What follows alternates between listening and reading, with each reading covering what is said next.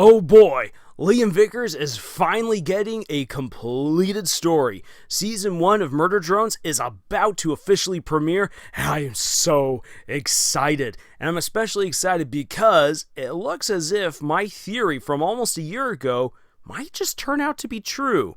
However, at the same time, there's a lot of other fantastic details and revelations that we've gotten with the most recent bits of art and especially the trailer that we have to have a look into. So, for this video from Camille's Harem, we are going to dive into some speculation for the upcoming season of Murder Drones and what kind of narrative strengths there might be within those specific theories. So, let's buckle on in for the ride and let's get going. If you missed my previous theory video on Murder Drones, definitely go check it out because I go into way more detail than I will right here.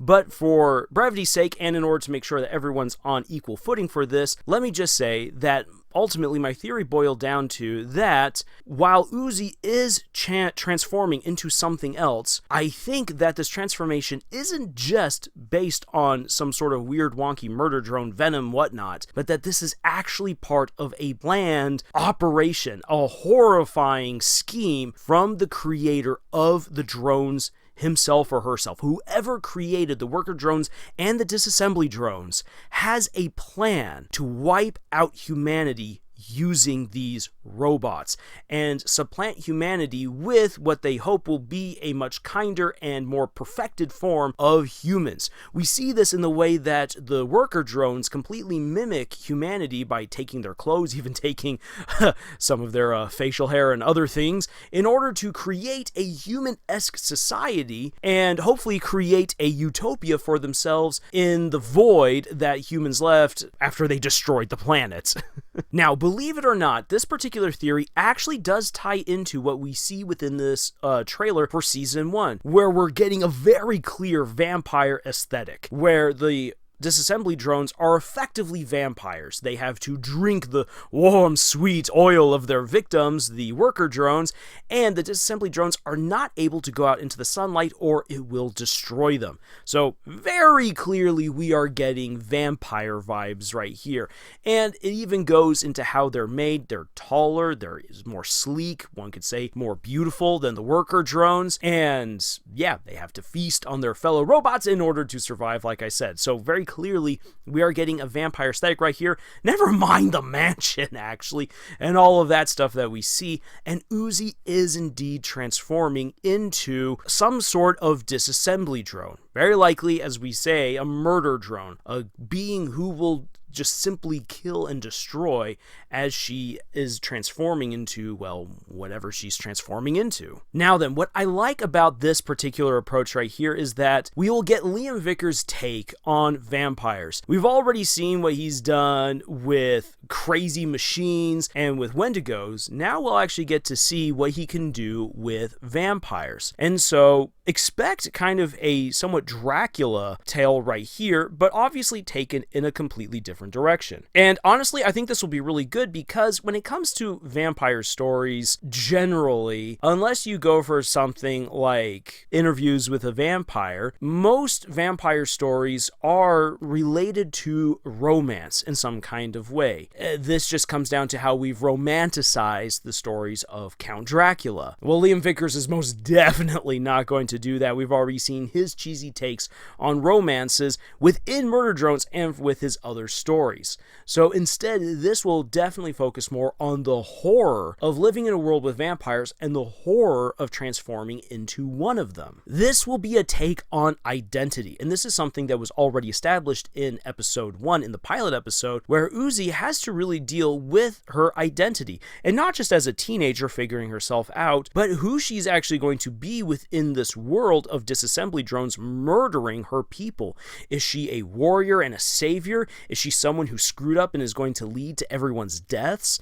Or is she just a dumb teenager who doesn't know what she's talking about and is just mucking through an already horrible and horrifying situation? All of that's going to get thrown kind of up into the air because she is transforming now into a monster. So this is going to be really great. I'm looking forward to a story that has a humorous take on the horrifying aspect of transforming into a vampire. Now then, real quick, how does this tie into my theory? Well, I pointed out in my previous video that there was clearly something wrong with N. All of the other disassembly drones say there's some weird kind of programming, and when we look at the things that flash across his screen, it's clear that there's some sort of meddling with his programming, but that there is something blocking the meddling from taking full effect.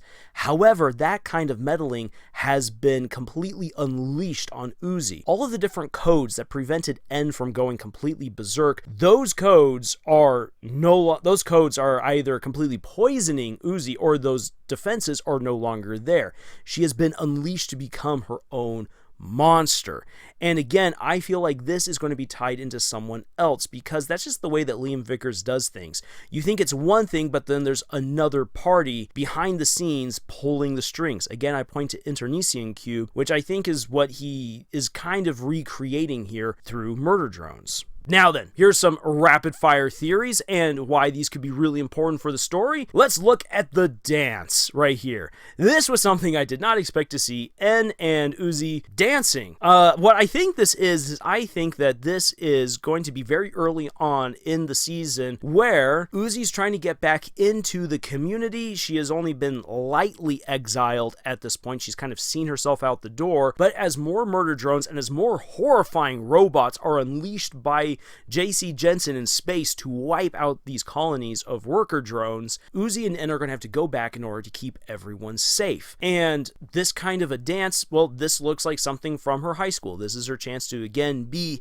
that teenager coming on in, helping to save the day, and she is definitely going to garner a lot of distrust based on all of the destruction that's going to be wrought within the school. This is going to be a moment, I feel, within the show where even though the good guys win, they kind of lose because people are ungrateful or misunderstand their actions, and Uzi will be completely booted from the colony. This then leads into the very quick shot that we see of Uzi, Thad, and N teaming up. I think that once Uzi and N are completely banished and go off and do their own thing, horrifying things are going to unfold within the colony. Very likely from, again, one of Uzi's classmates, the one that we see with the cracked screen across her face with the red eyes. There's probably going to be some really bad things that she's doing, and so Thad is going to brave the outside storms, go and find Uzi and N and invite them back in order to save everyone. And this will be kind of a redemption moment for Uzi, and it will play into the themes of how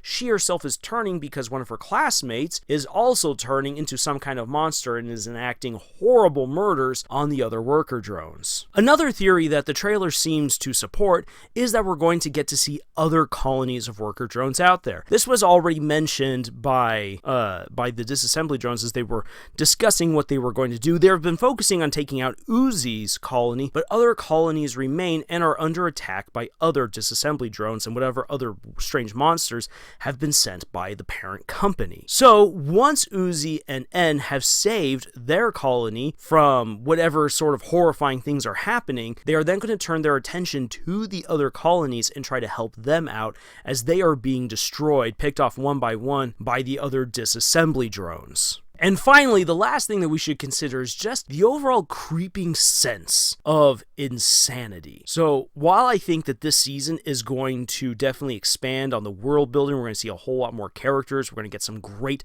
relationship development between Uzi and N, Uzi and Thad, as well as having Uzi definitely confront her father again, which is going to be very important. So we're going to be seeing a lot of great plot progression, world building, and character arcs. One thing that we're definitely going to see introduced in this season is the theme of insanity. I mean, we definitely saw Uzi losing it at the end of the pilot episode, but we're definitely seeing how other characters are slowly losing it as well. Maybe J.C. Jensen in space had it correct that these drones have to be wiped out because left to their own devices for too long, things get screwy. Now, we already know that the disassembly drones are completely sadistic on all different kinds of levels, and they do horrifying things to their fellow robots. But what we see happening a lot within this trailer are things that don't mesh with what we have already been shown that disassembly drones do. Disassembly drones completely annihilate their victims and then drain them of their oil. That is essential. What we see right here within this trailer is we see a lot of spilt, wasted oil, and we see horribly disfigured bodies on display. And we're left to believe that, yeah, those are the murder drones, but again, the murder drones, they are like just super extra. Everything they do is completely overboard, like making a mountain of corpses, or completely annihilating the bodies of their victims. What we see here are mangled corpses. We see mangled bodies put on display,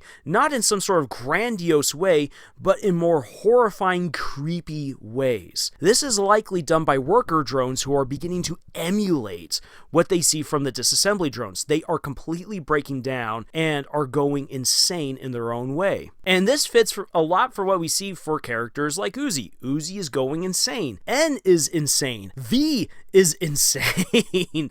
And so we already have 3 insane characters. It's kind of time for the rest of the cast to start following suit, which again is going to lead, I think, to some really interesting questions that we as the viewers are supposed to have. Is JC Jensen in space correct in wiping out these robots because they're absolutely losing it? Or is the insanity something that was created by the company? And is that the evil that the person who's the mastermind behind all of this actually saw within humanity and is hoping to somehow circumvent? But ultimately, because humans created this, that means that human insanity is also going into their creation. So the idea of creating a utopia just isn't there. So is that whole great idea all corrupted? Or is it just simply characters are going insane because of the horrifying environment that they have been born into, that they've been living in? I think that we're going to see some really great discussions within the show about insanity. Now again, this is Liam Vickers that we're talking about right here, so it's definitely going to be very jokey, tongue-in-cheek, with a lot of jump scare moments and things that you're just like, what? I did not see that coming. But just because those are the trappings of the overall storytelling doesn't mean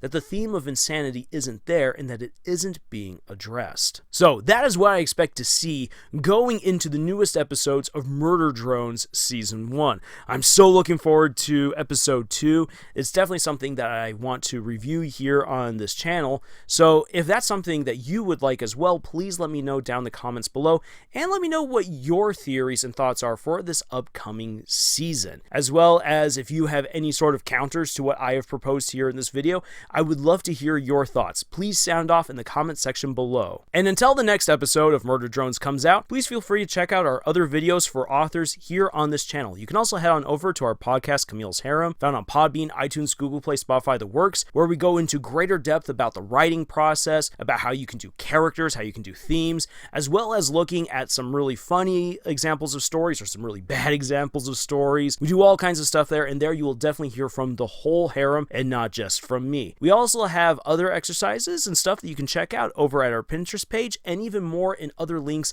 down in the description below. Thank you for joining us on this adventure that we call writing. Get ready for some more sweet, warm oil to be spilled as murders galore happen in the next episode of Murder Drones. And juice.